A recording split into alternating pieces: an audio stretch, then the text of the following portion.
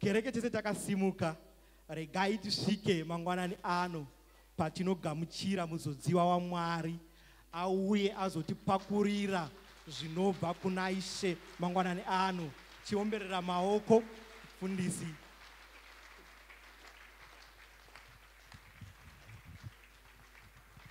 Irambe tichiomberera ndatema ni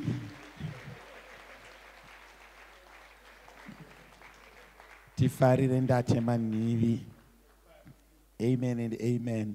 Mwari vatiitire zvakanaka muzita raJesu. Amen. Mwari verugare ngavatigonere vatiitire zvakanaka. Ndanga ndichiri busy kunyora manotsi angu. Imwe revelation inozouya wamuchechi. Amen and amen. Pamwe pacho unobva kumba wakaronga rako kausvika mudhara aine rake. Wakamboshanyira vakuru uchida kuita zvako usvika vaine zvavo. Amen and amen. Unomedzerwa program nevakuru. Mwari vatiitire zvakanaka muzita raJesu. Hallelujah. Tarisa munhu ari padhuze newe umuudze kuti nyasha dzaringana. Dzokorora zvouti nyasha dzaringana. Ameno zvadzingoriso. Nekuti hakuna munhu kana one anogona kudefine word rinoti grace. Vanonyora but havagoni kuridefine. Grace zvainoita so ndezvekuti pausina kufanira ndo painokufanirisa. Zvausingakodzeri ndo zvainokupa. Amen and amen. And grace inokonzera kuti ma predictions evanhu ave wrong. Muri kunzaendedzerara. Chitarisa munhu ari padhuze newe ukaona kunge akapusa so. But nyasha ameno zvadzingori. Amen and amen. Uchitarisa munhu so uchifunga kuti iri rinenge rakadzungaira but nyasha ameno zvadzingori. Ukatarisana nemunhu akadhakwa ukafunga kuti anofamba ngwana kana kuti achatsikwa nemota but anongodzadzarika kusvika apinda mubedroom nekuti nyasha ameno zvadzingori. Amen and amen. Hakuna definition yagrace. Ingori nyasha ameno zvadzingori. Hadzina definition. Vana vangu vakawana revelation vakati ameno. Ikoko ameno. Kana nangu wamunyasha ameno. Amen and amen. Tibatanidze maoko tichiomberera Mwari maoko mangwanani ano muzita raJesu. Amen. Hallelujah. Ngatiwane yedu patinogara pasi muwepo hwaMwari muzita raJesu. Amen. Kune munhu wandoda kutaura naye mangwanani ano. Tiri kudzokera kunyaya yema seasons. Mwari ari mubatsiri wedu. Anditika toda kudzokera kunyaya yema seasons kana tazopedza muviri washe. Amen and amen. Regai ndisimudzewo vanongosimuka vakamira kwavakamira ikoko. Rumbidzai madhibha anotidai shenya badza kudzai zhakata kundai chawapiwa tafadzwa Abel Magwenzi na Nelson Gondo. Ingosimukai. Ndaona 1, 2, 3 and kudzi I've seen chawapiwa anowanzowanikwa kudesk reinformation. Yes, she's there. And sikona Nelson.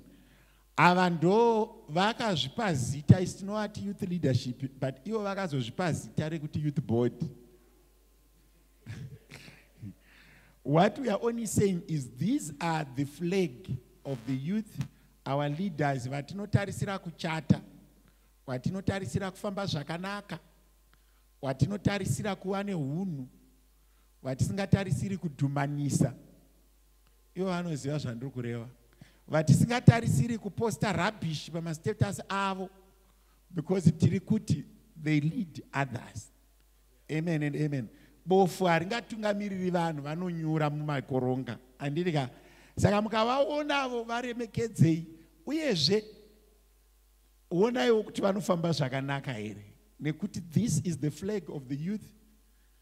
Takagara dare tikati ngatiisei vana ava tione Rumbi is going to work, Tafadzwa is working. I think they are ready for the Johns, for the Adams and the Eves. Ano Kudzai, Kundai, Nelson, they are still in university. Why did we take students from university to be youth? We want to inspire the teenagers. Ndikuda kudzokorora mazwi aya ndakanangana neyouth. Ramba yenyu makamira, you are not old.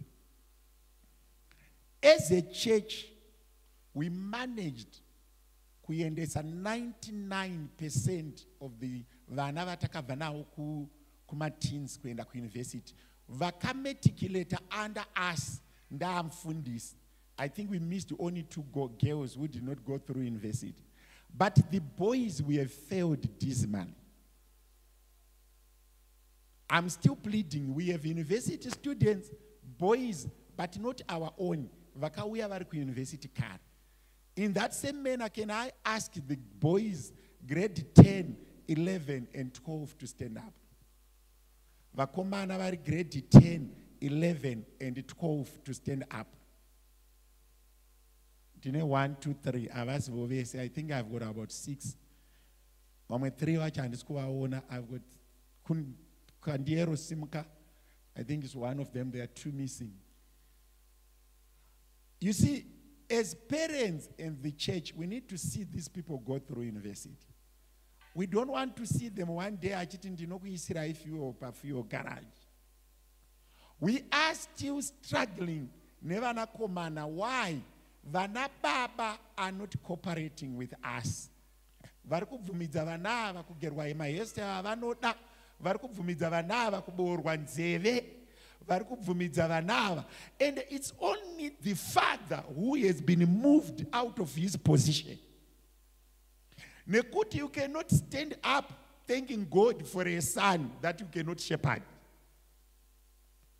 Mai vane mete, mwana wako mukomana ane mete. Ende wo akapfeka tai panonzi vana baba simukai wotoisa maoko muhomwe kudai. It takes prayer. It takes discipline. It takes unhu wako iwewe sababa to impart it to the child. Kufoira kwemwana, kufoira kwembereki. Children fail because their parents have failed. And vamwe vacho ndinoya pano ma-Tuesdays. Ndichitaura nana mai kunyanya. Even vana baba. One woman said to me, I am a failure because of my mother. Avana okundirowa pawakandona ndine mukomana ndiri form 2. Pandakauya nechingwa ndiri form 2 mama wangu akagamuchira. Ndosaka ndakaitiswa mwana ndiri kuhigh school. Kureva kuti mai vakafoira. Unhu ukabuda pamwana. Vana vanofamba magove out ari panze. It resembles kupusa kwa mai.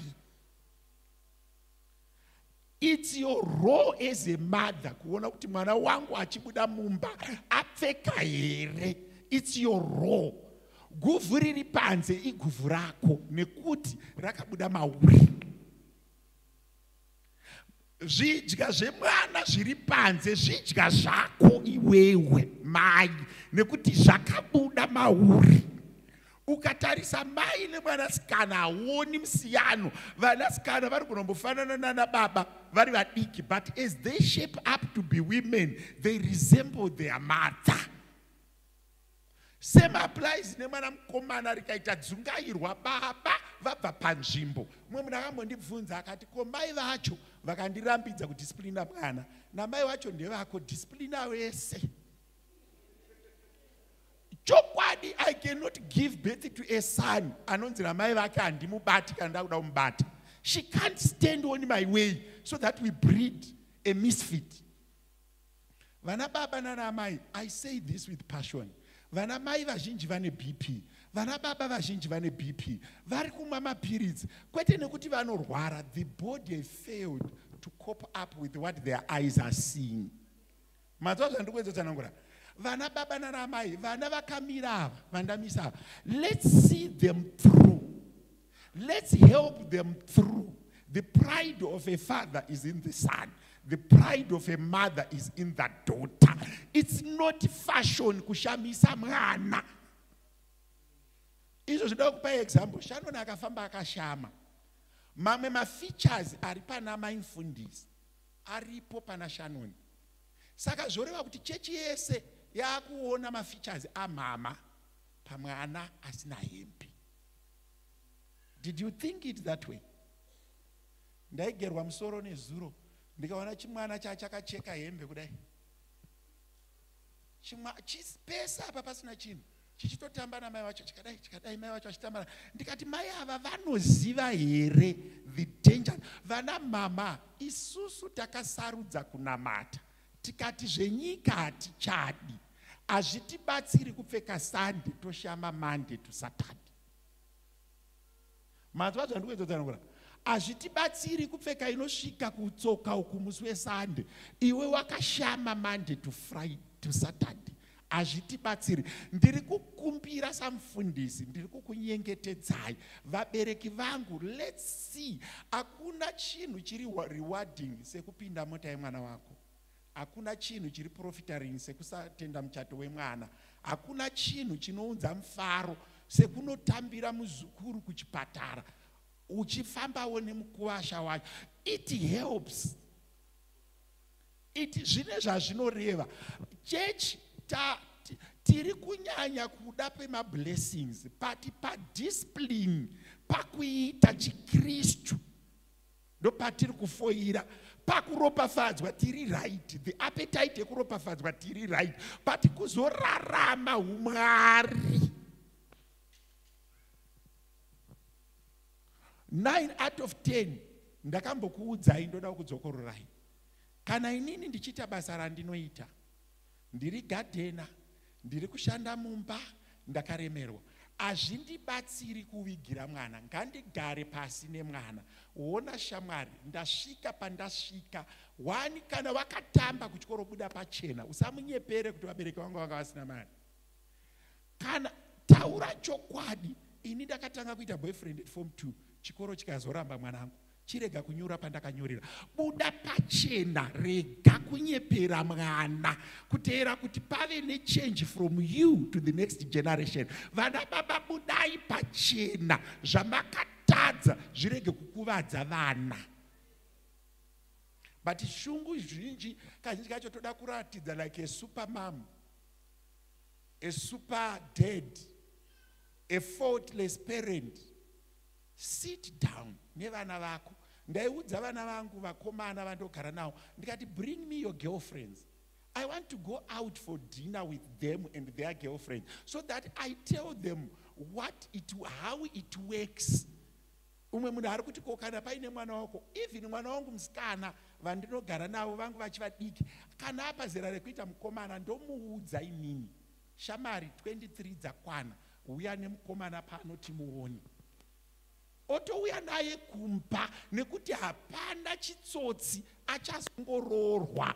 Manzwa zvandikuedzera. Hapana chitsotsi, ngaauye naye tigare pasi. Tomuudza patakakundikana isusu. Mumwe munhu ati mufundisi ivhangeri. Iri vhangeri rauraya vanhu. Iri vhangeri raendesa vanhu kumakuwa. Hakuna mubereki anoita mufaro mwana ari kujeri.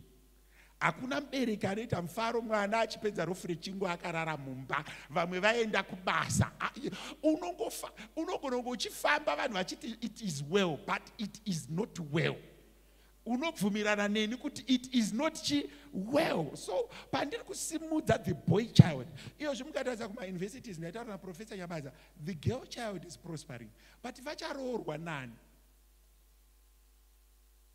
Izvozvi garai pasi vakomana nemi youth garai pasi. Ndokumbirawo vasikana vari magrade 10, 11 and 12. Mumboona kuti vakawanda sei. Just stand up. 11, 10, 11, 12. Muri kuona vakomana ndasimudza 4. Then that's 1, 2, 3, 4, 5, 6, 7, 8, 9. Muri kuzviona 10 vasikana. Muri kunzwanira vakomana vangosimuka 4. Vamwe vacho vakomana vatosiva kumbana nababa vavo. Vanzi havadi. Vanzi avadi. Kuroti the boy child is given an extra freedom yaasingadeserve. So I am saying, let's work with these kids. Vasikana vacho nevakomana, let's breed them. Munoziva kuti as a church kakutaurira vana ava nentimi tovadzidzisa ndimi, tovadzidzisa zvese, vachifoira chikoro. They won't appreciate Mwari wacho. Zvatainamata Mwari, chii chatakazowana pakunamata Mwari kwacho. Ngavanamate Mwari vari empowered. So isusu sechechi taakuzobva pano pandicharitaya sapastor ndakwegura ndisingachaparidzi. I will be measured nekuti vana vangani vandakaitirawo zvakanaka vanoti vakasangana neni munzira what this man teaches us taught us well. Manzwa zvandinotaura kuti this ini ndichiri kurangarira sekuru mukanga vakanditicha kusunday school vari mufundisi vachiti ukagowa wachibage 10 chechi 10 ichegumi 9 unodya chechi 10 ichegumi. You need kuti vana ava vazosangana nesu munzira sevafundisi sevabereki vachiti appreciate. Prize yekufamba guvhu riri panze imari. Prize yekufamba zvidya zviri panze imari. But chitangai mapfekedza zvenyu musati mapfekedza zvevana. Garai henyu pasi vanangu. This word you hear it from me time and again. Let's pray for our children. Let's seed for our children. Let's spend time with our children. Let's commit resources to our children. Upenyu hwemwana ungori mai kusvika pa 22 years. After 22 mafanana. Nekuti apana chinoitirwa mwana ane ndebvu ane 28 years na baba. Akufana kutozviitirawo. Manzwa zvandinotaura.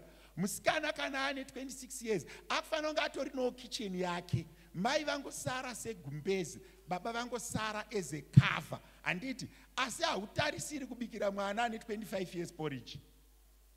It's a misfit kugara nemwana ane 30 years muchimutengera masocks. That child has failed. Murukunyandira sababa, you won't feel proud kuti ndaigira mwana ane 30 years KFC. Can you be happy? But ukaendesera mwana ane 10 years KFC, you feel kuti I've done my job. But that same feeling does not come kana mwana ane 30. It's not a good feeling. Kutengera mwana trouser ane 30, but kutengera mwana ane 11 years trouser. Iwe sababa unorara uine satisfaction, unorara uine happiness. Amai munorara mchifara, ndabatsira kuwaridza mwana wangu mbeta ane 15, ndamudzidzisa kuwaridza mbeta. But kusvika muchinonga undergarments emwana ane 32 years mukomana asingaendi kubasa. Zvinobuda here. Akufanira kunge aino mudzimai wake anoita basa ripi iroro. But tikatadza kurera unozwa anhonga because haungasimba makadaro. Handina hangu maameni akawanda vanhu havafariri vhangeri rangu iroriri, but kune mumwe munhu wandiri kubatsira. Zuva ngarirege kubuda rikanyura usina kunamatira mwana wako. Zuva ngarirege kubuda rikanyura usina kuwana that passion yako. Even uchidriver ingoti Mwari ropafadzaiwo vana vangu, Mwari itiraiwo zvakanaka vana vangu, rega kuita nungo kudzokorora munamato wekunamatira mwana. Even ukazviita 10, 15, 20 times a day, let's remember them in prayer. And also let's have constructive dialogue with them. Kune vanorova church ndakati kana vana vakura vaakuma 10, 11 iti nhasi tiri kunamatira mukomana wanhingi, so that paanoona mumwe musikana achiuya kwaari anoziva kuti kumba kwedu tiri kunamatira mukomana, hatisi kunamatira musikana. Tiri kuti muna mwana anonzi anotida Ishe. Moti nhasi tiri kutsanya, tapedza hedu kutsanya kuchechi kuminamatira mufundisi, but vakomana nevasikana ngatimunamatire mukomana waano. Ano akuchikoro akazosangana nemumwe musikana achiti I love you. Zvinopisana nemunamato wevabereki nevemasiblings. Vamwe vari kuti mufundisi ichokwadi here. Ichokwadi, mukawarairwa pakunamata mucharoorerwa mukomana imi muri mukomana. Kana mwana wenyu mukomana kuuya akapfeka bhutsu dzechikadzi achiti ndakunzi Jennifer, isu takakubatai takakuti makorokoto mwana komana, imi mozonzi mai vaJennifer.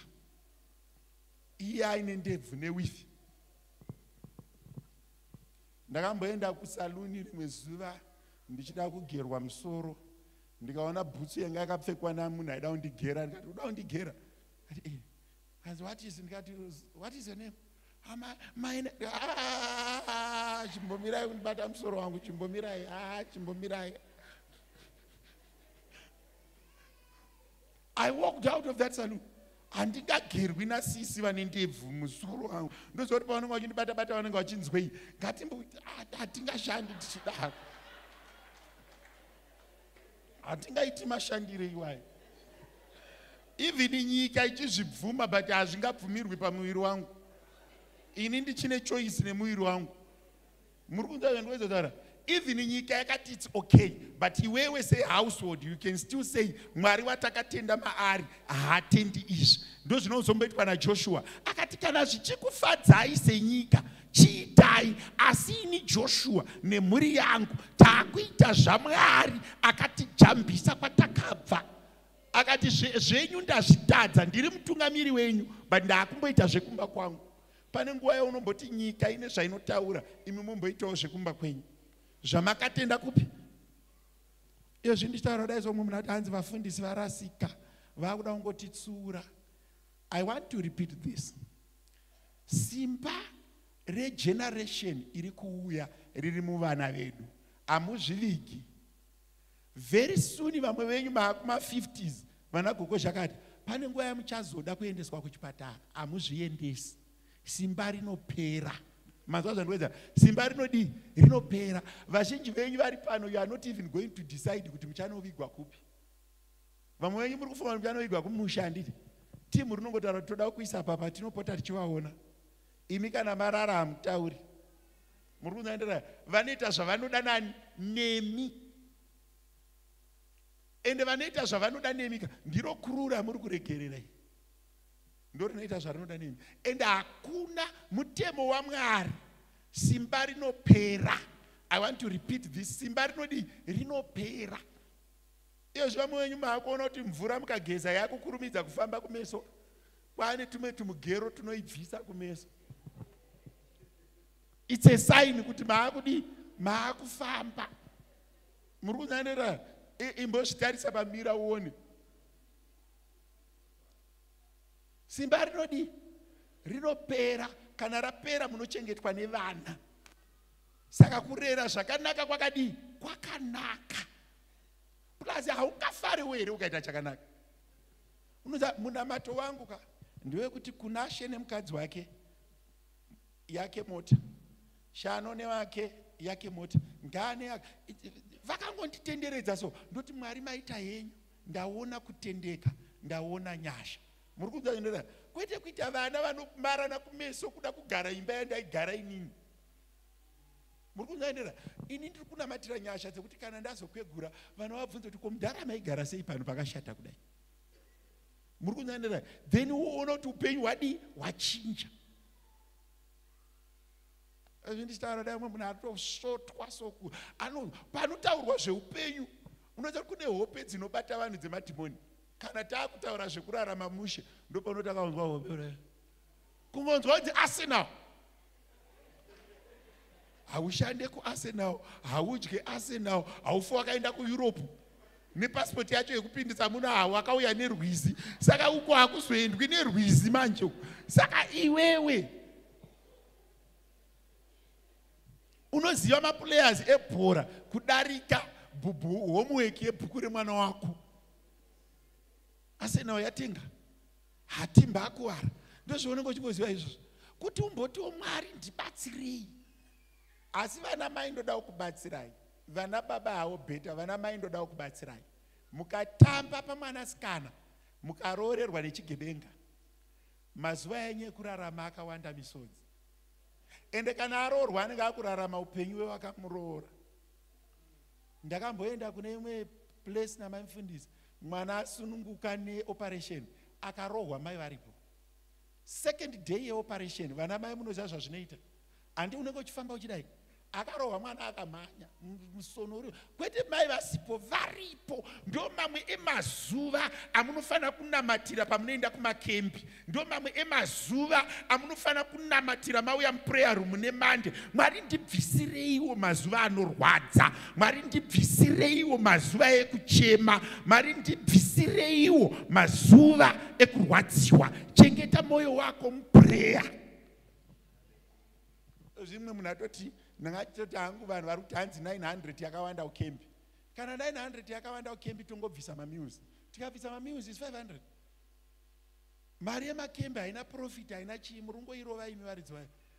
900 yakawanda but yedata neDSTV haina kuwanda, nekugadzira musoro haina kuwanda. But kana yangu yakunamata, vanhu vese vanokomborena mari dzekuchechi, havakomboreni dzekumasaluni. Hatisati takambonzwa munhu anoti mari yemasaluni yawanda. Dai Mwari waida kuti ugare uine Brazilian wakabuya Brazilian here kana isingakwani bvisa. Muri kunzandira kana isingakwani bvisa kana wakashata hazvichinji chinhu. Bulatsi kana takuda kuti tikatoziva kuti unonzani, hatishandisi picture yepaFacebook, hatishandisi picture yepaWhatsApp, tinotora yepachitupa. Ndo picture yako chaiyo. Vana baba kana mchida kuona mukadzi wamugere naye, torai chitupa chake mobva maziva kuti ndiye munhu wangu uzvu. Ende unonyatsotoona kuti hamuna kusiyana iwe nemukadzi wako kana maisa zvitupa zvenyu pasaidi. Muri matwins. Raramai real life, musararama fake life. Buditsa chitupa chako tuone. Uobva waisa chemurume wako makafanana. Buditsa chitupa chako tuone kuti wakanaka here. Ndopa unonyatsoona kuti iwe nemukadzi wako makafanana. Zvazvizotaurwa zvekuisa powder izvi. Ende chitupa chinowanzotorwa 16-17. Munhu ari pachitupa ndiye mukadzi wako. Ende kana zvakunzi tiri kuda kuona hatiti buditsa passport havadika zvimai. Vanoda kana takuda kuona totipewe chitupa, hatiti tiratidzewo Facebook profile. Toti tiratidzewo chitupa. Ende mese iwe nemukadzi wako makafanana, torte buditsai zvitupa zvenyu muone. Ndopa unonyatsoona kuti munhu shuwa.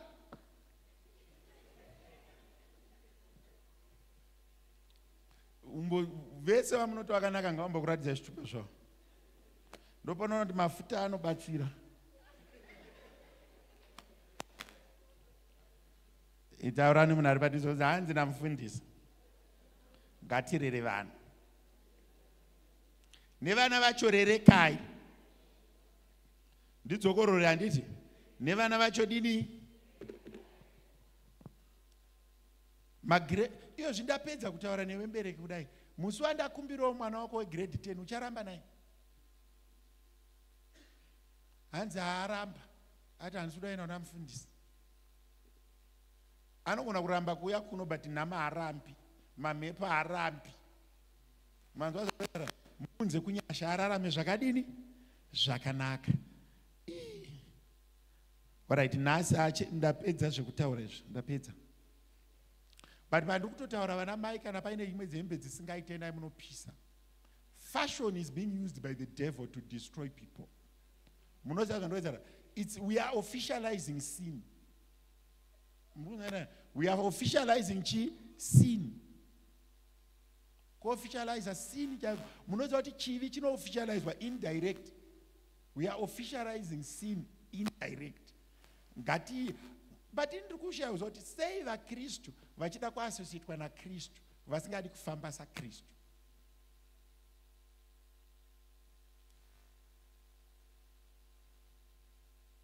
Kwakudziya. Rimwe zuva ndakaona mumwe mai vanga vakapfeka hiwi yakadai. Sandi kuona munhu from the back nekuona from the front, munoziva zvakasiyana. Saka varume vese ndakaona vachifambisa kuda kuti vaona from the back, vakuda kuona from the front. Vapa vangodarika vakati front wipe. Vakaona kuti ndimagogo.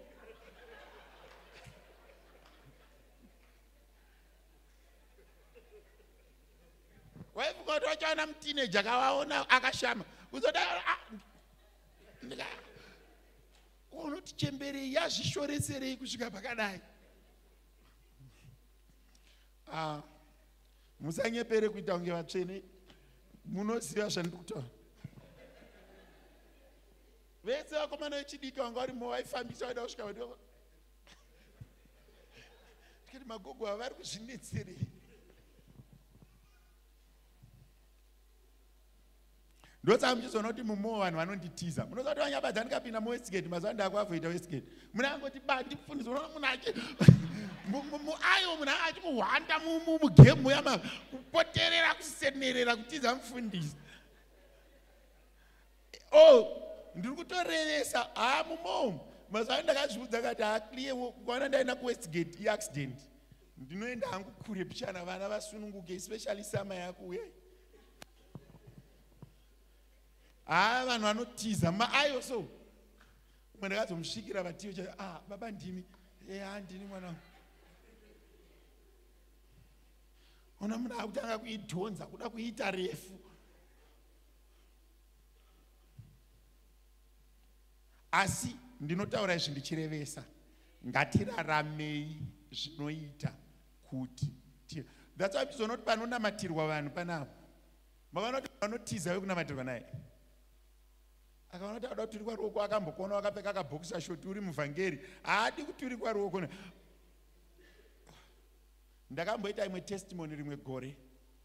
Vanhu vaitamba nomwe munhu. Zvikanzi uri shamwari yangu tinotamba kongonya. Kana tasangana upati but kuchechi usaniturika muruoko. Because ananga anyatsofila kuti atinganamatirani. Asi kunyepa here. Anti kune mumwe munhu unyatsoziva kuti uyu haangandinamatiri. Even wamitawo mutungamiri ndewavo mufundisi but haangandituriki ruoko. Ngatiraramei zvakanaka. Nhasi tine good news. Tine mabirthdays maviri one Sunday. Alisa Mtuasekwa pamwe chete namai Chipenzi. Tinokuti happy birthday. Mwari vakuitirei zvakanaka. Mai Chipenzi vari panze. Alisa aenda ku Sunday school. Mai Chipenzi vari muno vari ku ushering. Komborerwa mwanasikana wangu urambe uchirarama makore akawanda. Hallelujah. Alisa ndichatozonomuimbira ndingaite chikwereti. Ndakambonzi na Diana Mulambo mfundisi ndakakupai birthday present. Musandikanganwe pas birthday rao.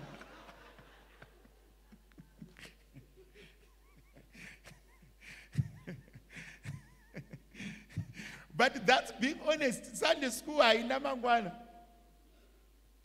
Ipapo hanzi musandikanganwe ndakambokuona iwo.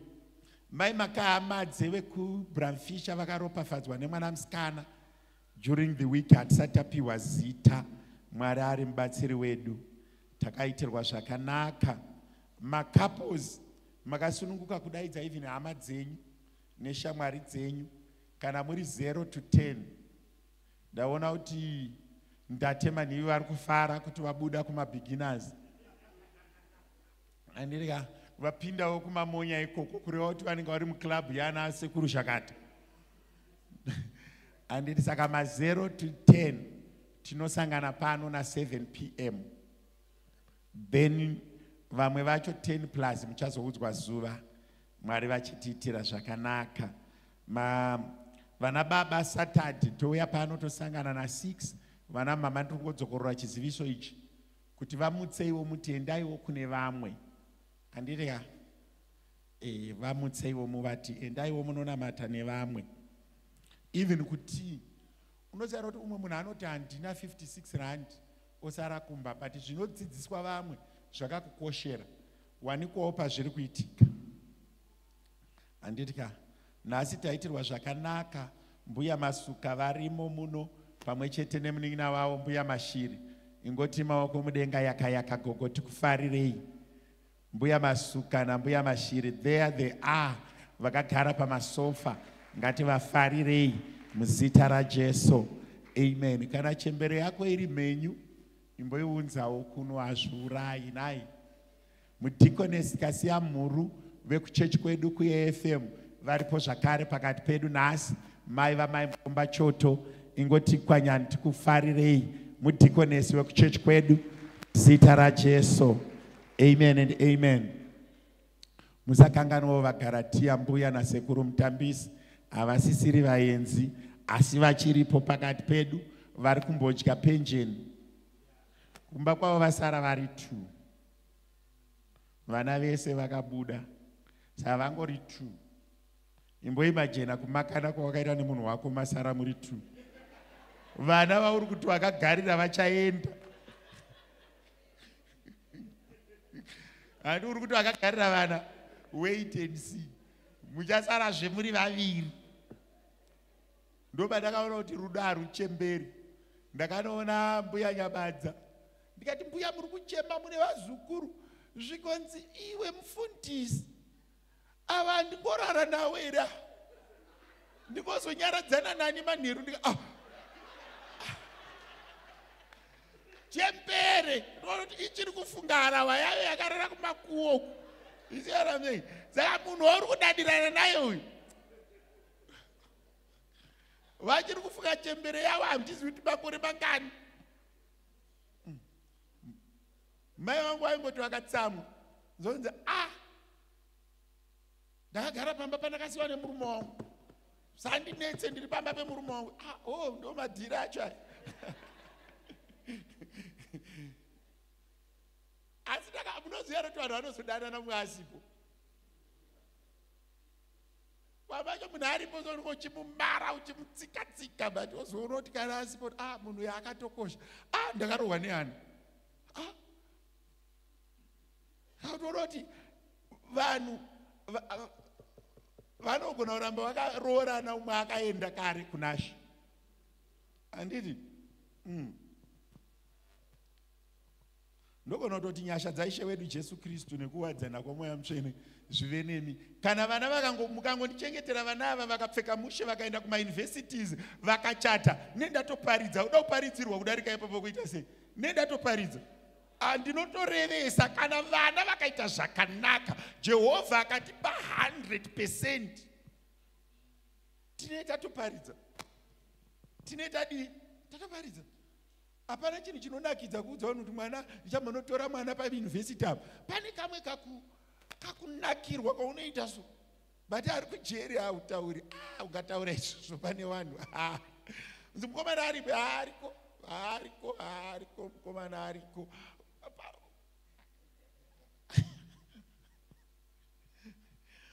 Unozogona ndiri kubvunzawo mukomana wenyu uya mutsvuku. Kaona mwana wako akunzi mukomana uya mutsvuku wanyura sembereki. Iti mukomana wekuuniversity akadzoka here? Injiniya akadzoka here? Unoziva kuti vamwe vana mai vanonzi mai ticha. Kuriwo kuti mwana wavo aita ticha kumaruzevha uko. Mbuya mufundisi.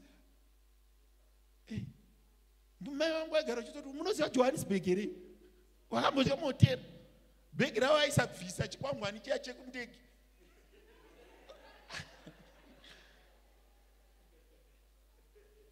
Dai mateenagers aendedzwa neyouth. Imboitawo zvinhu zvinoita kuti mai vako vadade newe. Uri muteenager, imbodhirimawo kudhakisa mai vako nemufaro. Alright. Ndakwazisa vanhu vose ndikaparidza vhangeri rinoendesa kudenga.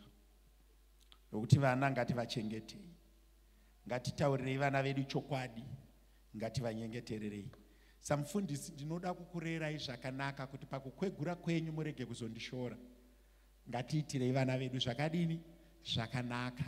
Ndiri kutombotarisira kumbonoita Sunday school tichimbonyora makeria tichitamba kuti vana vagare vachirota zvakanaka. Amen and amen. Vana vedu vagare vachirota zvakadini? Zvakanaka. Mukaenda nemwana wenyu kumusha achitaura chirungu, chembere dzinoda kuenda naye kuchina. Makambozviona izvozvo?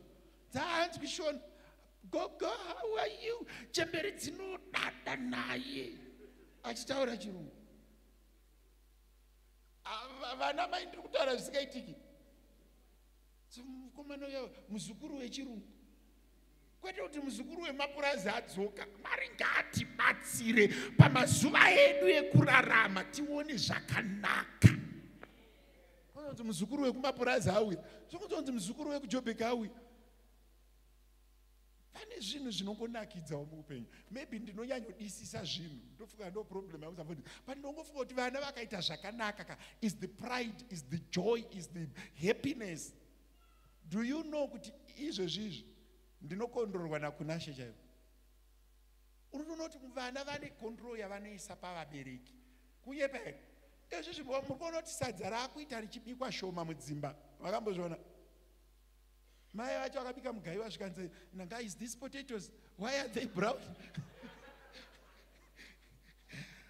What we live, semunhu ukangoita vana, your life ya dependent nevana.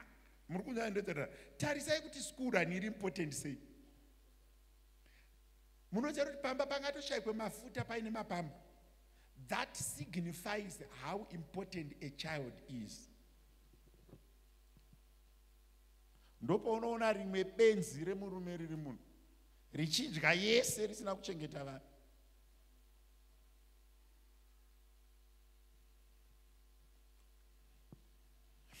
Alright, regai ndisiyane nana baba. Pano mumwe munhu akazoti mufundisi munoataka vana baba papupiti kudarika vana mai. Nesingakuataki, nechingotaurawo newe. Alright, good. That being said, tokudza Mwari naizvozvo. Vana baba vanoseva muviri washe nana mai handei kumuviri washe.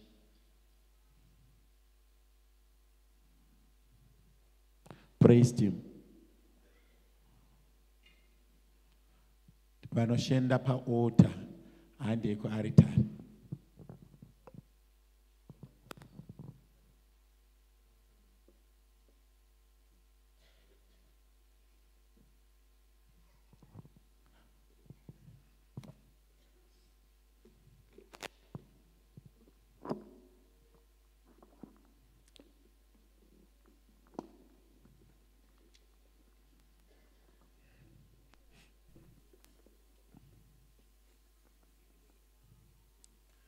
Kana maredi vamasuka, you tell me.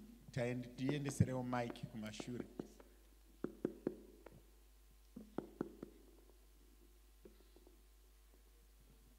Ku English service nanga ndichitaura nenyaya yeconfession. Pananga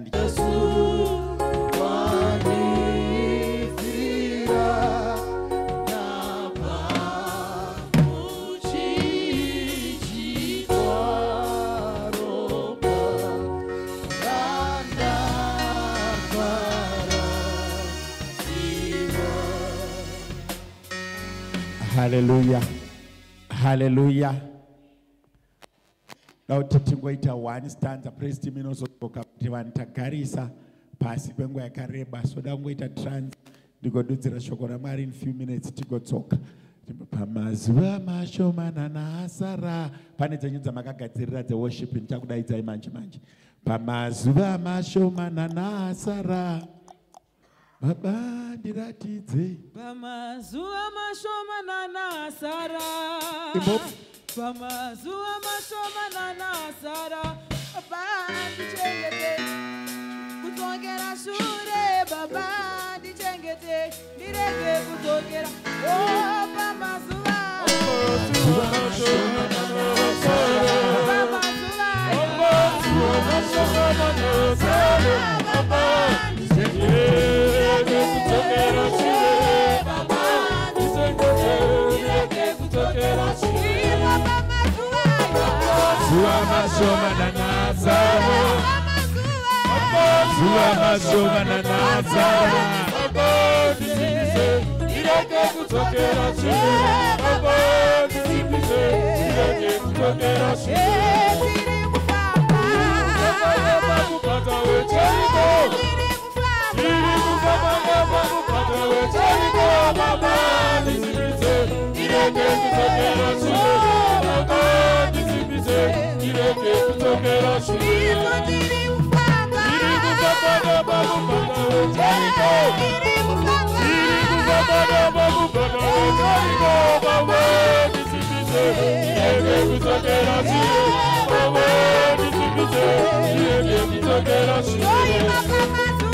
Mazuva mashomana nasara.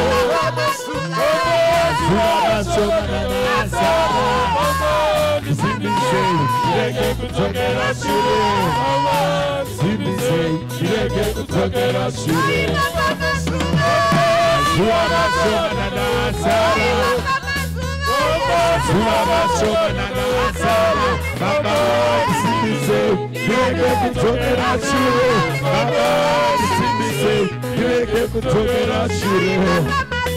Mazuva mashomana nasara. Mazuva mashomana nasara. Baba, simbisei, tireke kudzokera shure. Baba, simbisei, tireke kudzokera shure. Jericho.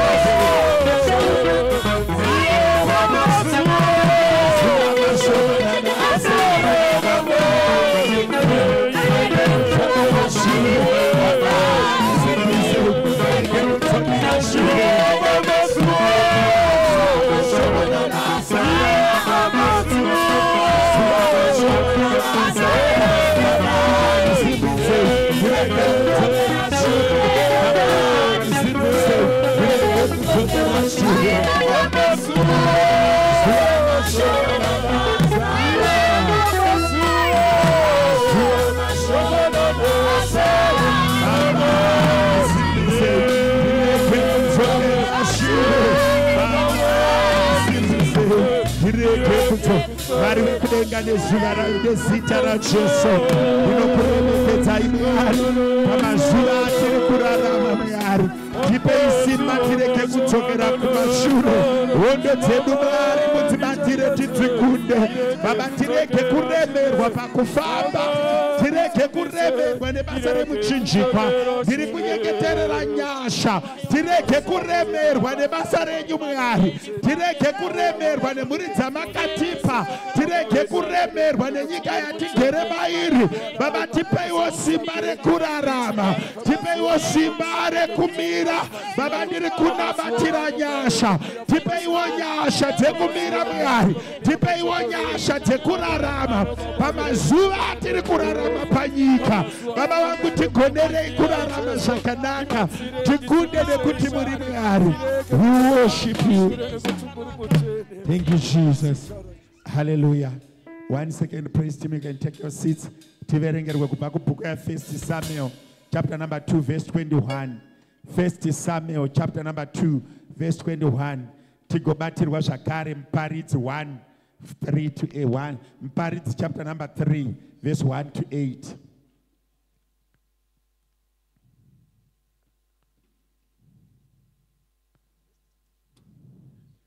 Muparidzi, Ecclesiastics 1 verse 1 to 8. Then First Samuel chapter number 2 verse 21.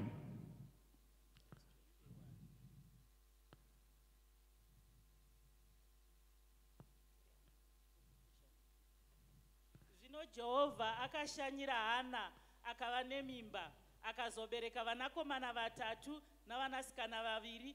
iye mwana Samere akazokura pamberi paJehovha. Zvino Eri wakanga akwegura kwazvo. Nangoti chapter 21, verse 21. It's fine. Kana Bible riri rako, zvino Hana akava nenyasha kuna Hana, akabata pamuviri, akabereka vanakomana vatatu nevanasikana vaviri. Zvichi ndopanda kuti ngogumira ipapo. Kana Bible riri rako ndinyorera that don't underline that statement kuti zvino Jehovha akava nenyasha kuna Hana. 1 Samuel 2 verse 21. And the Lord visited Hannah so that she conceived and bore 3 sons and 2 daughters. Meanwhile the child Samuel grew before the Lord. Hande kuna Ecclesiastes. Kana mukangoerenga 1 and 2 it's fine. Chapter 3 verse 1 and 2. Chinhu chimwe nechimwe chine musi wacho, uye shoko rimwe nerimwe pasi pedenga rine nguva yaro, nguva yekuberekwa nenguva yokufa, nguva yekusima nenguva yokudzura chakasimwa. Thank you. Rechirungu ruri kuti chi? Ecclesiastes 3 verse 1. To everything there is a season, a time for every purpose under heaven. A time to be born and a time to die, a time to plant and a time to pluck what is planted. Thank you. God bless you. Nakutenda Mwari mangwanani ano nechinhu chinonzi ma-seasons. Ma-seasons ane inonzi interlocking stage. Haugoni kurarama usiri mu-season. Kureva kuti season yekuchema ne-season yekufara. Pane nguva yadzino paunenge uchibuda mukuchema mukufara pane chinhu chinonzi transition yema-seasons. Uyezve ma-seasons akashayirwa wisdom anouraya the ability to enjoy the other season. Why am I saying this? Vanhu vazhinji vakanditeerera masikati mangwanani ano vakabatirira pakurwadziwa, havana kubatirira pasizeni yavari. Amen and amen. Kune vanhu vanogara muma-seasons for too long. Kana kuti kune vanhu vasingagoni kubuda mu-season. Pandiri kuti mwaka wekuropafadzwa une here simba rekubuda mumwaka wenhamo. Wazvitendera because unogona kubuda mumwaka wenhamo ukaramba uri mumwaka wenhamo. Unogona kubuda mu-weeping stage ukaramba uri mu-weeping stage. Why? Hausi kugamuchira kuti ndanga ndiri single ndaane murume. Pese pauri uri kugamuchira wakabatirira kurwadziswa, hauna kubatirira kukomborerwa. Kureva kuti nyika ine tsika yekuchengeta kurwadziswa kudarika kukomborerwa. That's why uchiona kuti ma-relationships they are sour. Why? Munhu akabatirira pa-season yekurwadziswa haana kubuda mu-season. Nevamwe vanhu vakakomborerwa vakabatirira mu-season yeurombo ivo vaa mu-season yemaguta. Kuona kuti munhu anonyara kupa testimony yekuti ndakanga ndisina asi ndave nazvo. Why? Akabatirira patsika dze-previous season. Ndosaka zvanzi pane nguva yekudyara nekukohwa. Kureva kuti munhu anogona kutadza kupfeka zvakanaka achitya kuti vanhu vanoti ndazviwanepi. Akagara mu-season yekushaya iye mu-season yekuva nazvo. Munhu akagara mu-season ye-heartbreak but iye akabuda mu-heartbreak. Why? Akabatirira season. Chinhu chinonzi season mwaka ukashayirwa wisdom unorarama mumwaka wakare. Kune munhu anogona kurarama mumwaka wekufirwa, kurarama mu-season yekufirwa. Unofirwa 1 day, mobva maita 4-5 days or 3 days moviga. But pese pauri kufamba, uri kuchema 3 days dzavakafirwa, uchitadza kuappreciate 29 years dzamakagara mese, kana kurara kuappreciate 5 years dzamakagara mese, wakagara pa-season yerufu. Pese pauri misodzi mokoto uchingochema. Vanhu vachiparidza bhuku raHana vanotaura kuexalta mukadzi anonzi Penina kuti akarwadzisa Hana. Ndo mazikaniro anoita bhuku irori kuti Hana airwadziswa naPenina. but vanhu havazotauri kuti Hana akaita vana vatatu vakomana nevana vasikana vaviri, kureva kuti mwaka waHana wekufara nyika haine inavo. Nyika ine chekuita nemwaka waHana wekuchema, kureva kuti ukakomborerwa naShe vanhu havatauri kukomborerwa, vanoramba vachikurangaridza mazuva ako ekutambudzika. Ndine munhu wandiri kutaura naye, nzwisisa mwaka, rega kugara musizeni yaunobuda. Izvo ukatarisa vana mai vazhinji vari mudzimba nana baba vazhinji vari mudzimba, ari kuchema one day risina kufamba zvakanaka. Haasi kurangarira mazuva akawanda akafamba zvakanaka, ari kuchema one day. Ende Satani anomagnifya chakatadzwa kuti chikure. That's why chinoti vashumiri havaverengi chapter yendaverengesa iyi, 1 Samuel chapter number 2 verse 21. Vamwe venyu mamusikatozvizivi kuti Hana akazoita vana vakomana vatatu vake to enjoy iye pamakanda ake, nevana vake vasikana vaviri to enjoy iye pamakanda ake. Mwari vakanyaradza Hana, kwete naSamueri chipiri vaakapleja, akamupa vanakomana vatatu nevanasikana vaviri, kureva kuti nyaya yebhuku raHana iri exaggerated pamisodzi yaHana, ichikanganwa pamhinduro yaMwari, kureva kuti pamwe pacho uri kunetseka nemarriage. Why? Wakabatirira pausingafaniri kubata. Uri kunetseka neurombo. Why? Wakabatirira pausingafaniri kubata, uchikanganwa paitwa naMwari. Vamwe venyu izvo zvaugoni kudya nyama mbiri, unozvipa mhosva. Firiji inenge yakazara uchiverengera vana nyama, uyu chake chidya, uyu chake chipapapa, uyu wake musana, opakura. Zvoshata zviri mufiriji. Why? Uri musizeni yeurombo, wakagara musizeni yakare yawaifanira kubuda. Ndosaka Bhaibheri richiti do forgive so that you can embrace the new season, so that you can embrace the new things. Ipapano vanhu havadi kupa matestimony, vanotya kudadira vanhu, but pavaifamba netsoka vanhu vaivaona, kureva kuti vakagara musizeni isiyo. Why? What makes you prosper?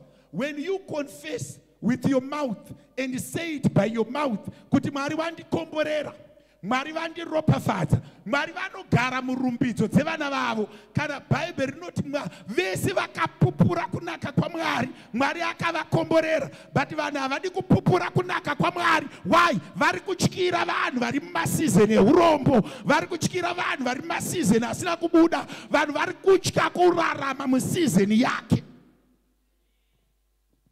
Ndikati pano pane function, unoona munhu wese achingotenga zviri kutenga munhu wese.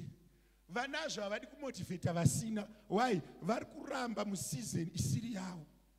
Izvozvo chinhu chakuvadza vanhu kukomborereka inyaya yeconfession. People don't want to stand up and say God have done it. They want to hide.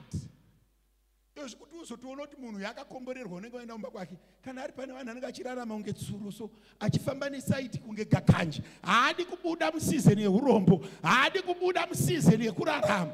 Ukadanana nemunhu so wakudi wawanawo rudo, haudiwo kubwinya, so uda kurarama musizeni yekutambura. So izvi ndichitaura kudai, so vanhu vakakomborerwa but havararami mukukomborerwa. Why? Havagoni kubuda musizeni, vanobatirira sizeni yakare.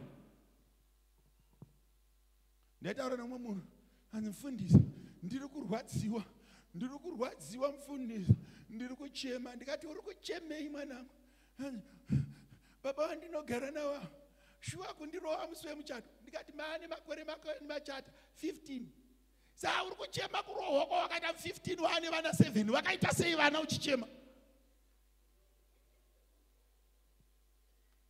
Kana akuita zvevana ombofara, kana apa saiti wochema. Akuita zvevana ombofara, apa saiti wochema.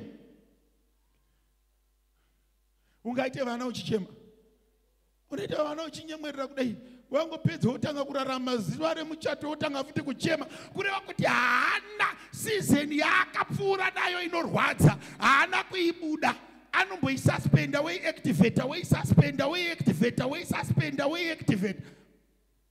asi kuregerera kwechokwadi, kuregerera wokanganwa woenda kumberi, kureva kuti vanhu vari muno vari kutadza kukomborerwa. Why? Havagoni kurarama maseasons avari. And I need to tell you this. Pasi pezuva munhu wese ane mawowo anogara achitambudzika. Can I repeat this? Kune vanhu vane mawowo, vane misodzi iri padhuze, vasina zvekuita. Because hakuna munhu anorarama life isina zvinorema. Hakuna.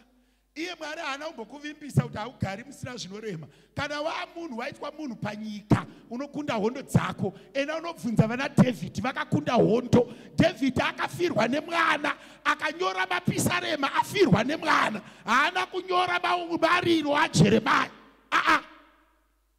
David akafirwa nemwana. David ane vakadzi vakabatwa chibharo. David akadzingirirwa naSaul. David akagara musango, but anonzwisisa mwaka kuti ndakakunda hondo, ndakumbonyora mapisarema. Nguva yekurumbidza Mwari, iwe unorumbidza nhamo.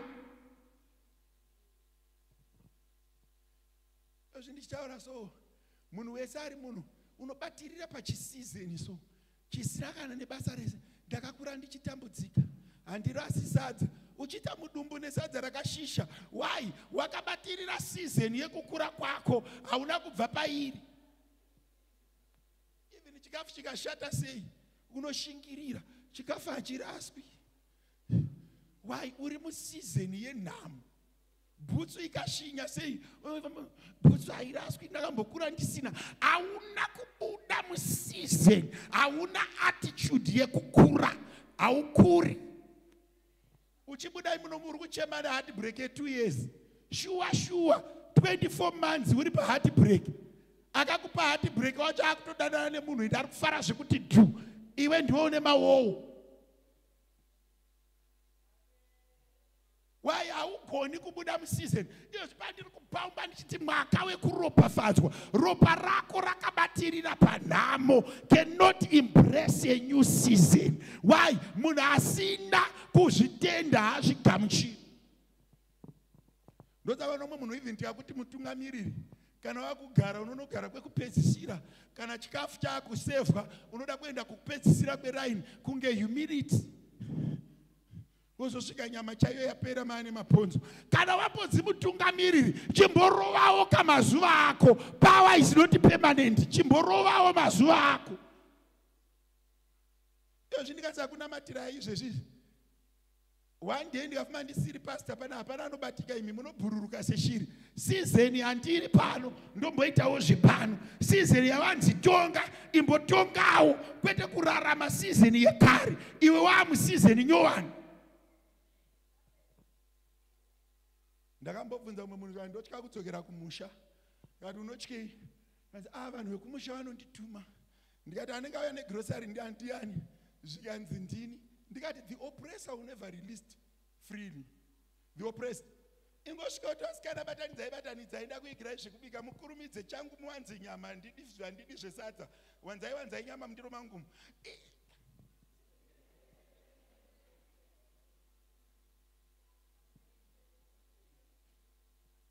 Embrace the season.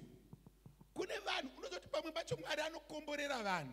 Akomborera vanhu, vakakomborerwa vacho havadi kukomborereka. Mazoa ndoda. Vakakomborerwa havadi kuti kukomborereka. Saka patiri kuti understand the season. Plus munhu, I need to tell you this. If you want to enjoy a family relationship, always know kuti kune ma-bad moments. If you want to enjoy a child to mother relationship, always know kuti kune ma-bad moments. Kana mana akada musikanzwa totora band, but hatigari pakurohwa nebhandi, tinogara pawimbi yatakadya, tinogara pastairs yatakadya, tinogara pafoni dzatakatengerana, hatigari pama-bad moments. Dzidzisa pfungwa dzako kubva pane zvakashata. Asi handigoni kurambidza zvakashata kuitika mupenyu hwako nekuti itsika yaMwari. Iwe dzidzisa pfungwa dzako kubva pane zvakashata. Iyo zvidai ukanzi describe Hana aishoteswa naPenina. Iwe akashoteswa kwemakore mashoma. Hana akaita vana 6. 1 waJehovha, 5 wake. Vangani venyu vaizviziva? Pese vashumiri panomira. Penina aishatisa hana, Penina aishatisa hana, baby Samuel, but the reward yakaiswa na Mwari pana hana. People don't talk about it. Kuna kuti nyika ine tsika yekusada kutaura zvawagona, nyika ine tsika yekuda kudzvanyirira paunofarira, nyika ine tsika yekuda kudzvanyirira pawabudirira, yoramba ichirangaridza mavanga. Iwe wogara pakurangaridzwa mavanga. Mwe munhu akati ndiri kutya kuenda nababa ningi kuma sisters angu vakambondirova varipo, ndikati unokiswa ka10 varipo. Mwa mwa mwa mwa mwa mwa. Votoruda yaimbondirova shasha imadirwa andiri kuita mazuva ano. Bvisa zvakaipa, bvisa bad memory. Don't stay pama bad memories. Unoita BP, unoita sugar, unotifira.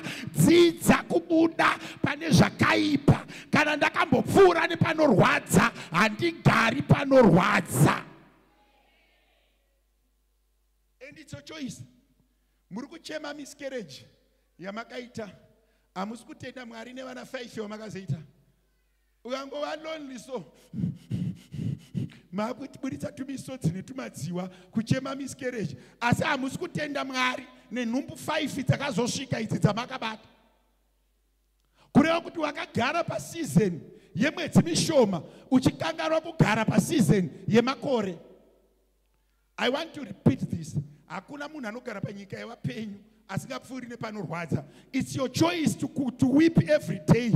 It's your choice kuchema every day. Or it's your choice to manage my seasons. Wozoti kana Mwari vandiropafadza, ndinoitwa zvekuropafadzwa. If you have, that devil is a liar. Akauya kuzoba, kuuraya nekuparadza. Ende basa rake kukurangaridza panorwadza, achikanganwa kukurangaridza pakanaka. So many people, when they know Hannah, they know her about barrenness. Very few people knows kuti anga ine 5 sons, anga ine 5 children of her own. Vakomana vatatu, vasikana vaviri. Zvingani zvawakabatirira pazviri zvakashata, uchitadza kuziva zvakanaka. Zvingani zviri pauri, zviri kukutadzisa kuenda ku next level. Do you know survivors? Survivors. Unonga vanhu vachiti ndoda kuita saDavid, usingadi kuenda kuhondo. Inini, I want to be like Esther. Wakambozoti Esther akatora muchiharawa, mambo anga asiri jahara. Vanhu vanongokota mavhesi out of context.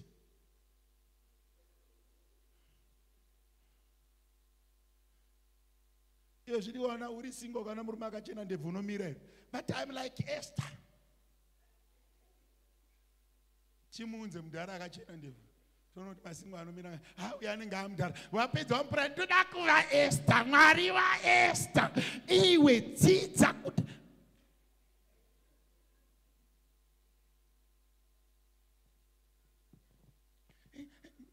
ndoda kuva Esther, ndoda kuva Ruth. Inini ndotenda muMwari waRuth. Vakambofirwa nemavovo wavinawo kungonzi chete mune shoti hair unochema kunge sezvinonzi une wivi. Iwe ine shoti hair. Vaninini urombo hwangu vaninini vane chekuita newe une mavovo. Vanga vachiti une shoti hair, hando rakandinakira mazuva ano. Kana vachidawo ngavagerwe. Wotorova sadza rako. Kwete kuswera uchichemedzwa nemasituations, kwete kuswera uchichemedzwa nemaoccasions. Ndaitaura nomwe munhu zvikanzi, do you know why I love my husband? Ndikati, I don't know. Zvikanzi, even if we fight in the morning, in the afternoon we'll be enjoying. Ndikati munhu ane attitude iri nani. Kwete kungotsikwa kudai unoita svondo rese uchichema kuita BP. Iwe nyika haina kuwinga vane mavovo. Vana David vairwa hondo, vana David vaigara musango, vana Solomon, vana Samson aibata shumba. Iwe ugoni kubata munhu ane makuhwa chako, unorwadziwa nemakuhwa, unorwadziwa neWhatsApp, kurara vakaisa musoro mugumbezi nekuda kweWhatsApp. Jehovha ngaakuitire nyasha. Firiji ine nyama ndoisa musoro mugumbezi, ndinodya nyama yandapiwa naJehovha. Why ine value kudarika WhatsApp yemunhu? Ara uchichema so. Izvi vanhu vazhinji vari munhu vane BP ne one day. One day. If it goes wrong, unotora one day kuita season. unoziva kuti ukagonera munhu one day anokanganwa, ukatadzira munhu one day akanganwa. Can I repeat this? Ukagonera munhu one day anokanganwa, ukamutadzira one day akanganwa. Mindset yedu yakadzidziswa kumagnifier zvakaipa. Izvozvizvi ndiri kanamatira chirema chikafamba aitenderere, zipi yangu ngaivhurike ndichiparidza. Vafundisi vari kutambudzika vanoparidza vakashama kureva kuti nyika inofarira kurekodha zvinonyadzisa nekumakisa vanhu, hainyanyi kufarira zvinochengeta vanhu. Ita mistake one. Wani mai munomo wakapfeka sketi ikadonha kuti pu yadonha. I'm telling you haridyiwi mudzimba. Pana ane sketi yadonha. Kuchechi kune munhu asiketi. Hauna kunzwa zvaitika kuchechi kwedu. Neasina data anotonomira pabuilding ine data akasenerera papalisade kuti message iende. But kukaita munana unoraramisa. Chakuvadza vanhu kugara maseasons asiwo. Rega kutora ma-injuries at this season worarama nawo. Can I repeat? Ukakuvara ukaita injury, don't take that injury as a lifestyle. Why? Upenyu watinorarama hune minzwa, upenyu watinorarama hune mabridges, upenyu watinorarama hune vanorwadzisa. Vanhu vatinogara navo, they are not angels. They make mistakes. Can I repeat this? Vatsvene vega ndo vakaenda. Vari panyika vane ma-mistakes. That's why uchiona kuti munhu asingagoni kuregerera haagoni kuchengetedza relationship. Munhu wese akangomukodzorora kudai atosiya. Mweya wekuramwa, unoramwa nepane destiny yako, unoramwa nepane ramangwana rako, unoramwa nepaunofanira kuraramira. Why? Haugoni kumanage ma-systems, ma-seasons.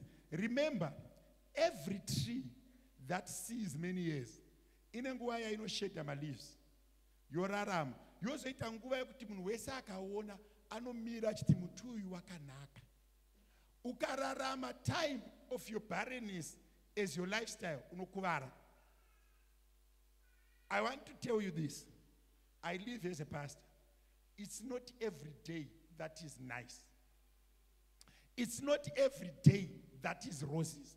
Upenyu hunoraramika mukurwadziwa, mukuremerwa. Munhu wega anoti zvanhasi ndezvanhasi. I can face tomorrow. Ndo vanhu vanorarama zvakanaka. Vanhu vanoti zvaitika nhasi handizvikanganwi. Mufundisi handikanganwi. Gore iroro handikanganwi.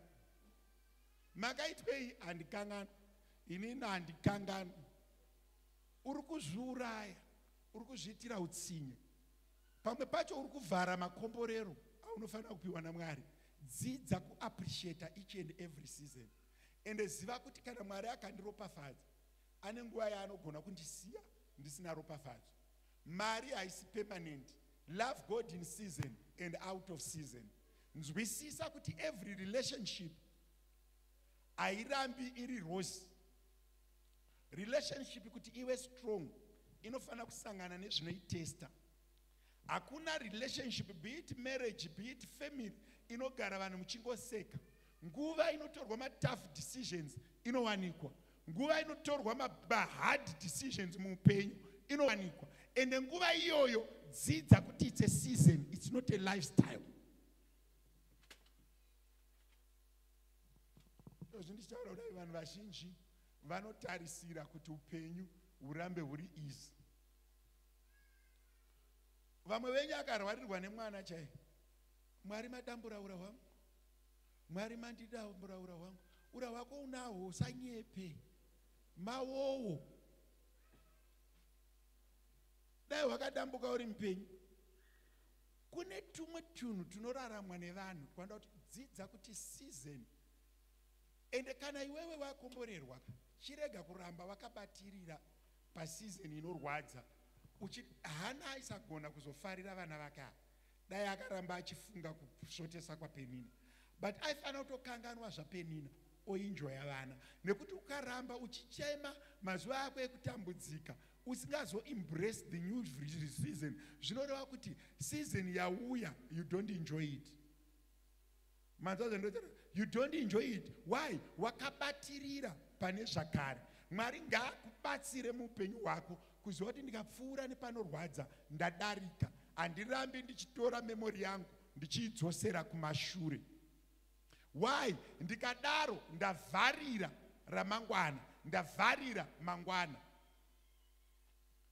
Kune varuda kuzoroorwa nevakaroorana, ukagara uine zvigumbu unopedza vakadzi vese. Uchingofunga kuti uri kutsvaga Mrs. Right.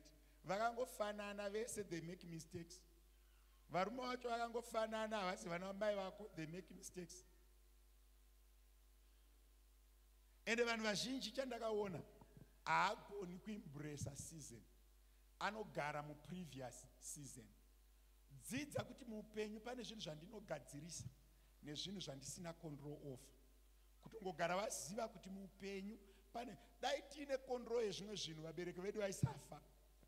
Dai tiine control yezvimwe zvinhu pane zvaisaitika muupenyu. But Mwari ane Deuteronomy 29 vhesi ya 29 inoti, pane zvandakakupai imi nevana venyu senhaka yenyu, kwozoita zvimwe zvandakasiya zvakawanzika kwandiri inini Jehovha, zvakafanana nezuva rekufa kwemunhu. Unogara uchichema munhu for 10 years, wakambodhisaidera kuti aberekwe. So uchizochemera kudhisaida kuti akafirei usina kudhisaida kuti akaberekerwei. Did you have the power for that person to be born? So why do you cry that he is God? Yes, we can cry, but tinochema tine tariro, hatigari pamisodzi. Kungotsurwa, dai mai vangu vari vapenyu. Waida kuti vakuitire iwe une mukadzi ane 40 years? Waida kuitirwei namai vako? Kuvastresa neBP vaine 8 uchivaudza kuti ndatukwa. Kana watukwa tukawo, kana watadza nyarara.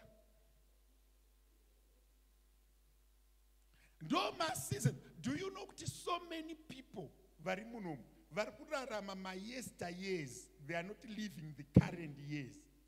Vari kutadza kudya chikafu chanhasi nekuda kwezvakaitika 5 years. Vari kutadza kuva nemufaro nekuda kwezvakaitika 10 years. Vari kutadza kuenda kumberi. Why? Season yanhasi yakabatwa nemavanga eseason yakare. Izvizvi munhu wese waona unongofunga kuti imbavha. Why? Wakabirwa gore rakapera. Saka what am I saying to you? Ndiri kuti kana zvinorwadza zvaitika muupenyu, ngatirege kuzvikudza tichikanganwa zvakazonaka zvaitika. Nekuti usiku kunoedza, hatingatadzi kubuda mumbaka tichiti kwakasviba, iko kwazochena. Manzana, handingatadzi kubuda mumba nekuti manje iyo zvichi 12 o'clock. If you count 7 hours back, it was dark. But I cannot fail to leave the house because it was dark 7 hours back. Kureva kuti kana ndakurarama semunhu ari panyika, I need to manage. Nguva yekuchema haifani kuramba ichimbodzoka muupenyu. Kana ndapiwa mukana wekufara, handitadziswe kufara nezvakare. Kana Mwari andivhurirawo suo rekumbofara, handingarambi ndichichema nekuda kwezvakare. There are things that you can decide. You can't decide your father. You can't decide your mother. You can't decide your background. But you can surely decide your future. Inini I'm not apologetic kuti ndakakura ndichidya madora nzungu nenyimo. Why? Ndo mandakatenderwa naShe kuzvarwa. Ndo mandakakurira. But ndazokura I had a choice of choosing where to go. And I'm still very committed to the background and trying to improve that background. I've never turned my back on it, but I don't want to leave it. Kuti ndasvika kumano kuti ndibikire muriwo usina mafuta nekuti ndo zvandakakura ndichiita. No. I want to actually teach vari kukura kuti mafuta anonaka. I actually want to teach them kuti nyama inonaka. I want to actually to teach them kuti you can do better. Why? I am trying to teach people that are in the previous season to embrace the new season. That is the concept of development. You transform a season of pain. When you have overcome the pain, go and transform the pain on those that are still living in the pain. Don't take the pain back. My seasons. Izvozvi vanhu vazhinji, vamwe venyu vari kunoroorwa nekuroora, vari kurarama mumacompanies, vari kurarama mumafamilies. You are living the past. Chakakutsamwisa chi? Chakaitika rini? Chiri kukukonzeresa BP chi? Chakaitika rini? Chiri kukushishidzira chi? Chakaitika rini? chaunoti ukavhara dhoo unochema uri 1 chii chakaitika rini? Munhu wese anouya achichema kwandiri ndomupa 2 pages dzekunyora. First one you write your problems, second one you write your blessings.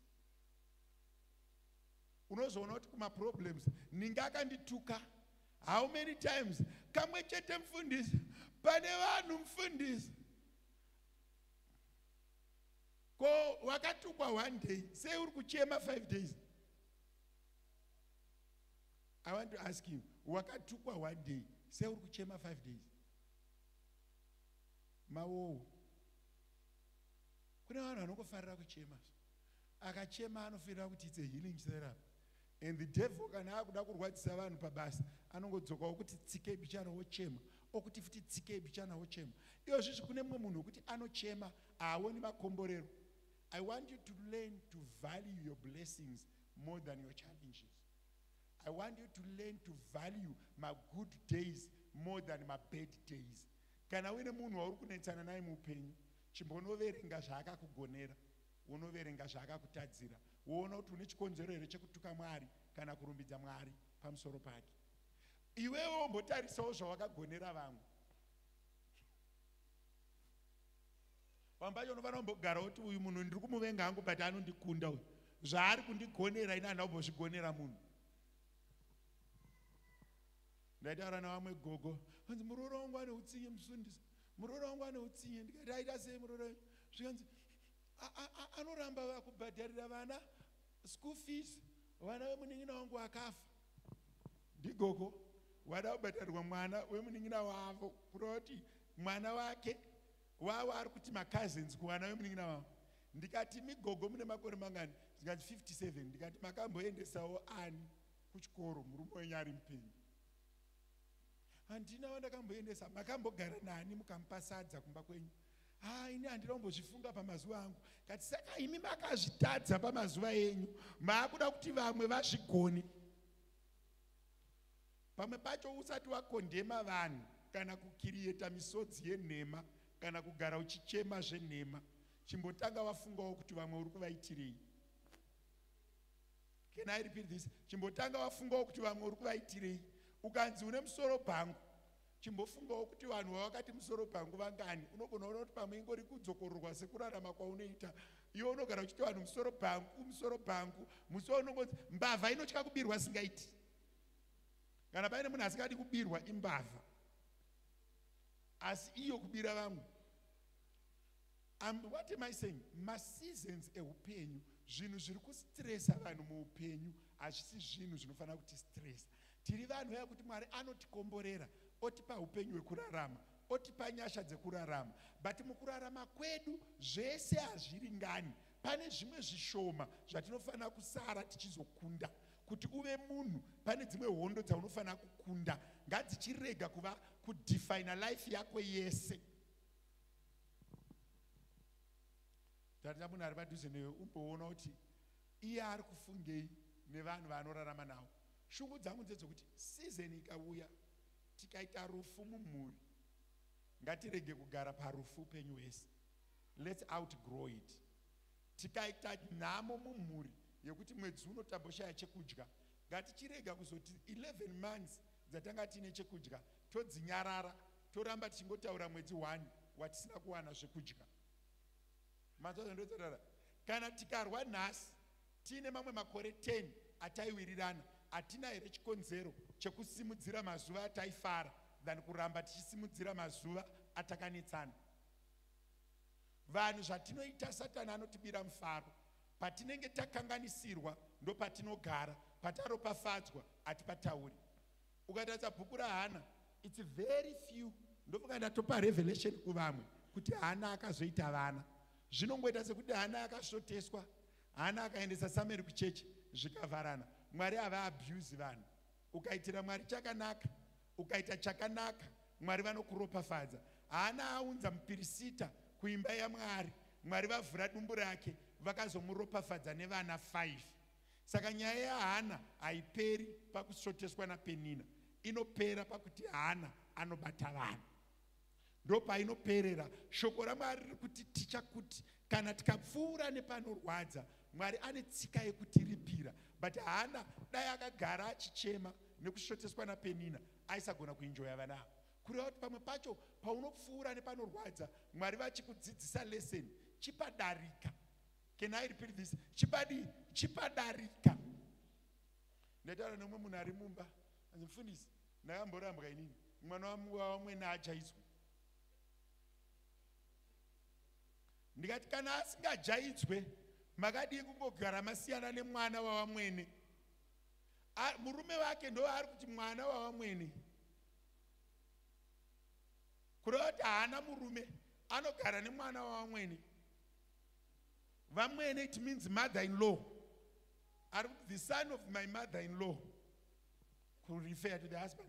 Unyatsoona kuti haasati apinda museason yekuti my husband, achiri kuti the son of my mother-in-law. Why? Ari museason ye-denial, ari museason ye-suffering. Haasati apinda museason ye-enjoyment, akagara museason ye-pain. And my decisions ari kuita pamwana wawamwene ndepain. Anobikira mwana wawamwene, anoainira mwana wawamwene, haana murume. Kureva kuti kune vanhu hopo vari munhu vari kurarama ma-previous seasons. Gore rakapera wakambondinyima mari. Ko yandakazokupa January, ko yandakakupa February, ko yandakakupa March. Sei uri kurwadziwa last year. Let's learn not to stay in bad moments. Let's learn to teach our minds to embrace positives more than negatives.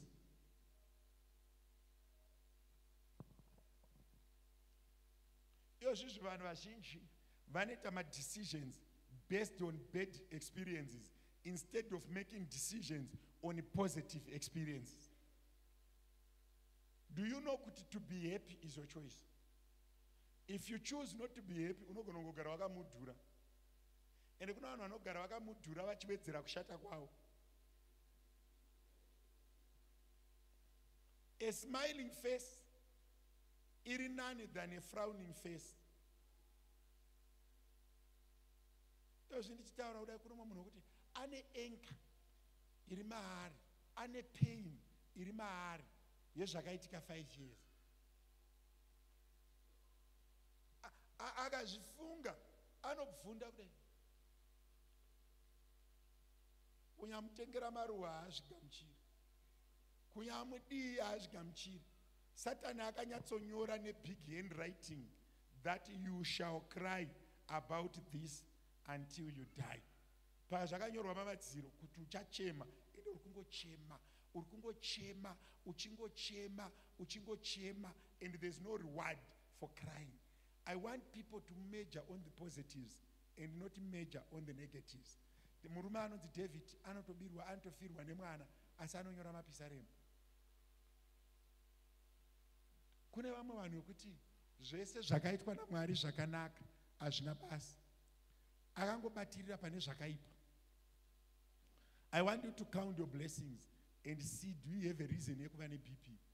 Do you have a reason yekurara wakatsoka musoro? Do you have a reason yekurwadziwa? Why are you not appreciating the good seasons that the Lord have given you, and you are holding on to few bad moments? And I need to tell you this, Mwari vakatendeka kumunhu wose augari pamisodzi. Can I repeat this? Mwari vakatendeka kumunhu wese augari pamisodzi.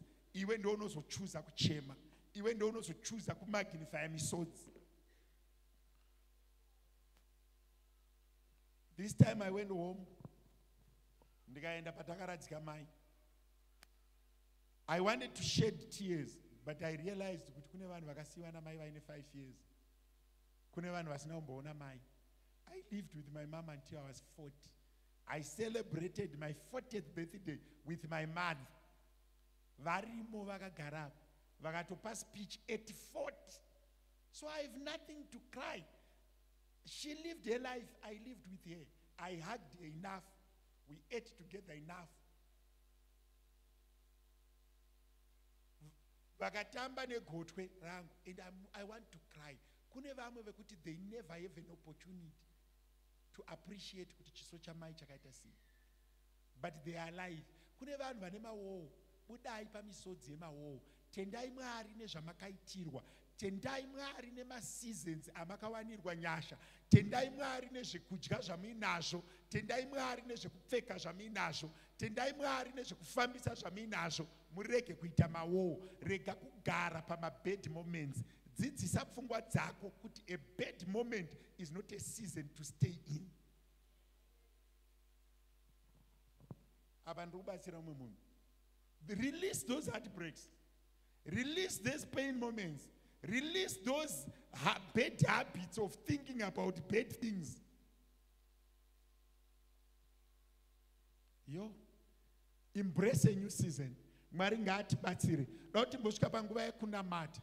Uti Mwari ndibatsirei kuona maseasons. Kuti kana mandivhurira suo ndirarame zvamandiropafadza nazvo, ndirege kurarama zvandisina unoita kuti kungoudza Mwari kuti ndakuda kubva pakuchema, ndakuda kurarama munyasha, ndakuda kubva. Kana uchinzwa kuti haupadariki uya ndikunamatire, uti Mwari, erase the bad moments. I want to appreciate the good moments. I want to appreciate the good seasons. I want to appreciate the good that have shown me. Praise him. Dauti vane 2 songs dzavachaimba, dauti umbonamata. Dauti umbonamata. Umboti Mwari, I want to embrace my good season. I want to be able to outgrow pain. I want to be able to outgrow my bad situations. Ndione kunaka kwenyu in every situation. Ndione patambo ibasonga kuti munoramba muri Mwari. Zvakandiomera, zvakandinakira. I want you to let that person go. I want you to let that pain go. I want you to let that moment go and say, God, I have a reason to say thank you. God, I've got a reason to worship you. God, I've got a reason to embrace a blessing. God, I've got a reason to stay in your blessing than to cry. Praise him. We've got 2 songs that you did not sing. Hallelujah. I want us to sing them. I want you to release that bitterness. I want you to release that pain. I want you to move from that season of weeping. Weya wangu unorumbidza Mwari. Weya wangu unorumbidza Mwari. Weya wangu Baba unorumbidza Mwari. Iwo mweya wangu unorumbidza Mwari. Iwo mweya wangu Baba unorumbidza Mwari.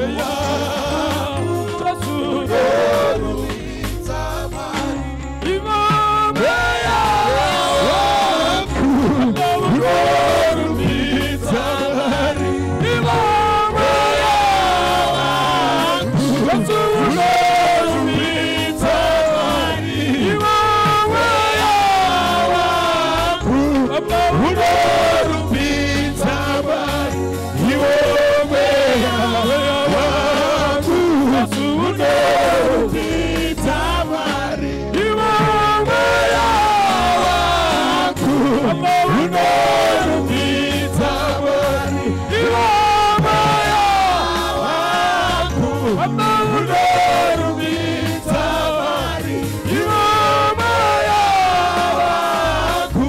Baba unorumbidza Mwari, iwe mweya wangu.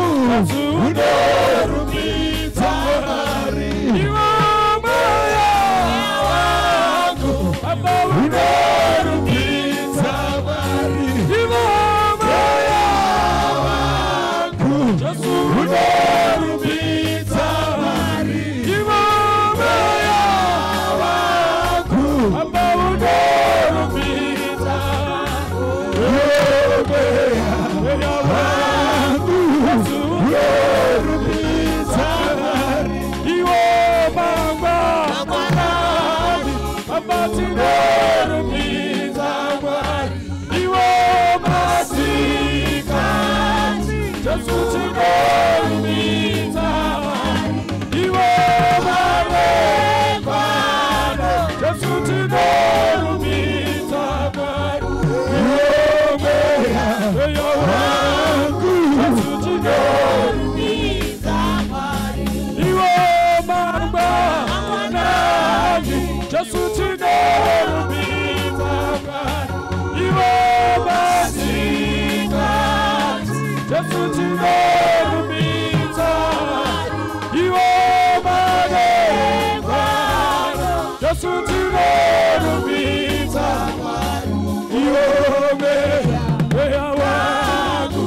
Yesu tinorumbidza Mwari, iwe mweya wangu. Baba tinorumbidza Mwari, iwe mweya wangu. Yesu tinorumbidza Mwari, iwe mweya wangu. Yesu tinorumbidza Mwari, iwe mweya wangu. Yesu tinorumbidza Mwari, iwe mweya wangu. Yesu tinorumbidza Mwari, iwe mweya wangu. Yesu tinorumbidza Mwari, iwe mweya wangu. Baba tinorumbidza Mwari, iwe mweya wangu. Yesu tinorumbidza Mwari, iwe mangwa mwanani. Yesu tinorumbidza Mwari, iwe masikati. Yesu tinorumbidza Mwari, iwe madekwana. Baba tinorumbidza Mwari, iwe mweya wangu. Yesu tinorumbidza Mwari, iwe mangwa mwanani. Baba tinorumbidza Mwari, iwe masikati. Yesu tinorumbidza Mwari, iwe madekwana. Yesu tinorumbidza Mwari, iwe mweya wangu.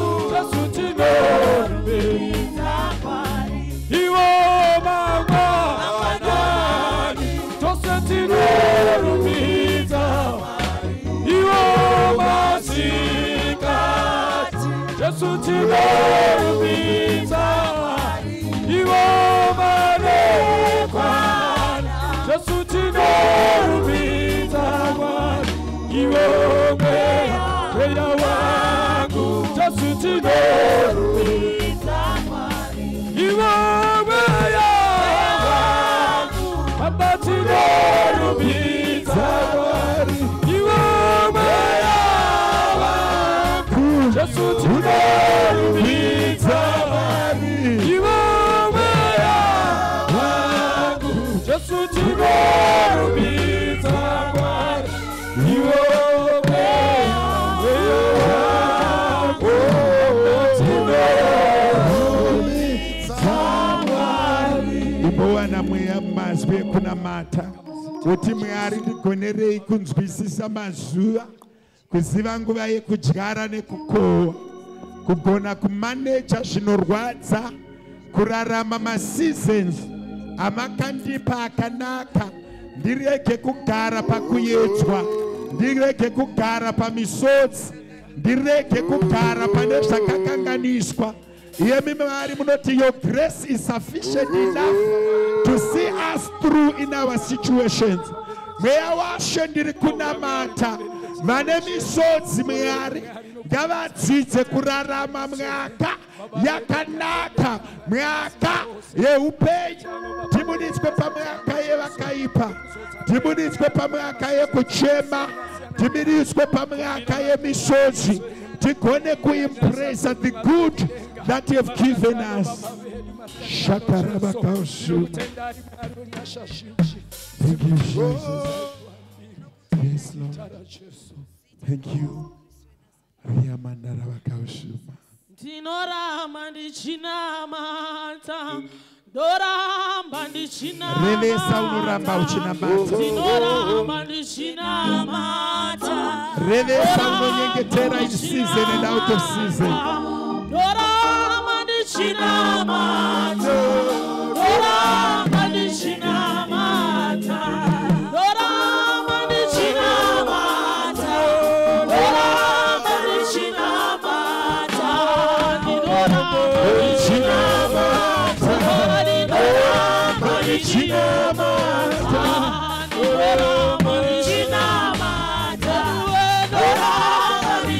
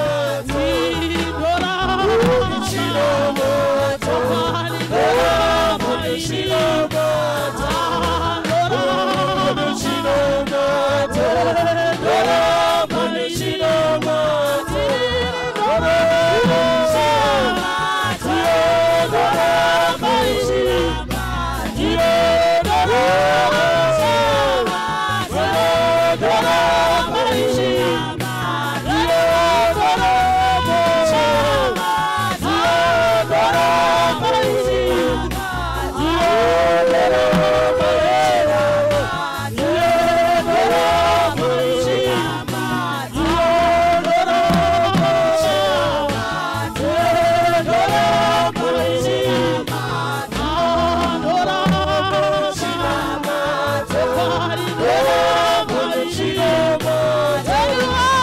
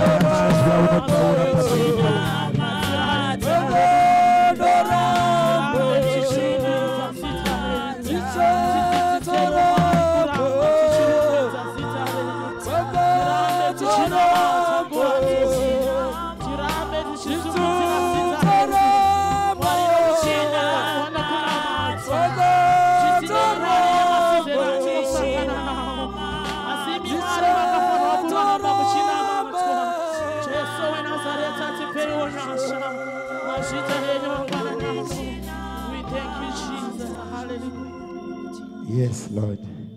Ndine vanhu vari kuresista pandakashara kuti you need to move. Kune vanhu vatanga kutemwa nemusoro, vamwe vatanga kuita confusion. Asi pane vanhu vari kuramba kubva museason yavari, and they are in